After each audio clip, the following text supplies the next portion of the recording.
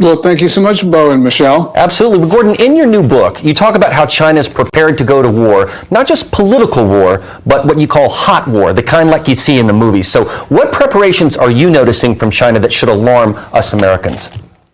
Well, China is involved in the biggest and fastest military buildup since the Second World War. It's trying to sanction-proof itself. It's stockpiling grain and other commodities. It is firing military officers who are opposed to going to war. It's surveying the U.S. for nuclear weapon strikes. That was that big balloon in January and February of last year. That's what it was doing. But it's also mobilizing China's civilians for battle, which means that this is total society mobilization, not just the military. And Xi Jinping, he can't stop talking about war. So when you put this all together, we've got to be extremely concerned because we've never seen a militant regime building up its military, saying it's going to go to war and not doing so.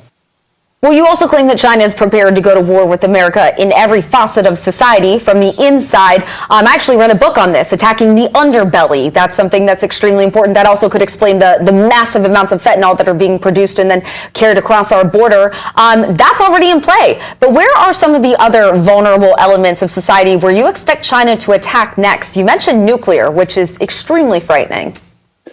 Well, yes, China is assaulting us across the board. So it's stealing our intellectual property.